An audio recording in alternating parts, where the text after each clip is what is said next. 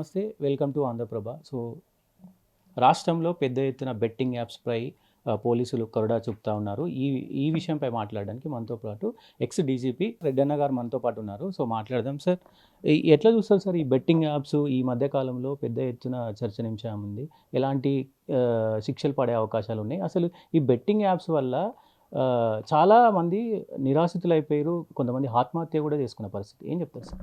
ఇది betting app ముఖ్యంగా ఎవరైతే ఈ ప్రమోటర్స్ ఉన్నారో, యూట్యూబర్స్ ఎవరైతే ఉన్నారో వాళ్ళందరి పైన కూడా ఎఫ్ఐఆర్లు కడుతున్నారు, కట్టాలి. అదే కాదు, నేను ఇంకో మాట చెప్తాను.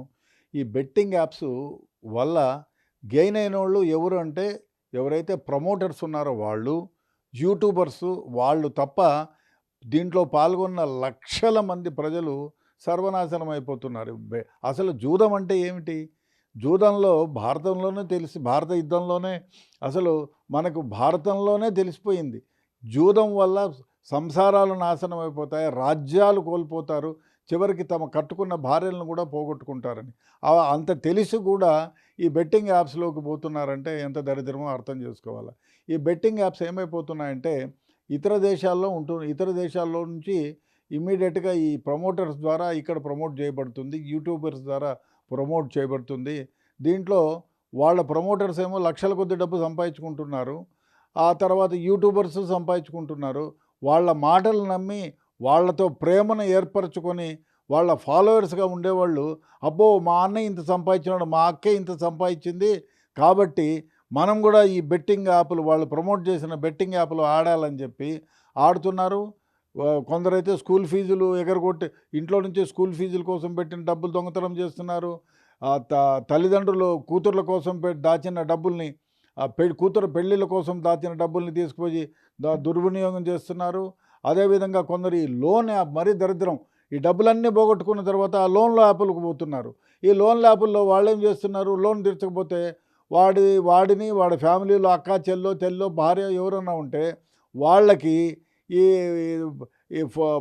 ఫోన్లో మార్ఫింగ్ చేసి వాళ్ళ న్యూడ్గా ఉండే పిక్చర్స్ని ఇతర బంధువులకి పంపించడం, వీళ్ళు ఈ విధంగా చేసి డబ్బులు ఇవ్వడం లేదని చెప్పి అందరికీ పంపించి వాళ్ళు ఫీల్ అయ్యి ఊరేసుకొని వస్తున్నారు. కొందరు ఆత్మహత్యలు చేసుకుంటున్నారు. ఈ విధంగా జరుగుతూ ఉంది. వీటిలో బాగుపడింది ఎవరంటే ఈ ప్రమోటర్స్, యూట్యూబర్సే.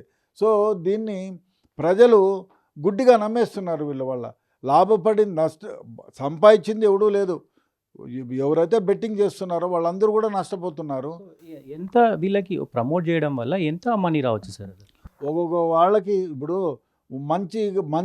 వాడికి ఫాలోయర్ 10 lakh మెంబర్స్ ఫాలోయర్స్ ఉన్నారు. వాడు ఒక నెలలో 2 నెలల్లో ప్రమోట్ చేసి 20 లక్షలు సంపాదించవచ్చు. ఇంకా బాగా ఫేమస్ అయినోడైతే 50 లక్షలు సంపాదించవచ్చు. ఒకడైతే ₹1,00,00,000 కూడా సంపాదించవచ్చు.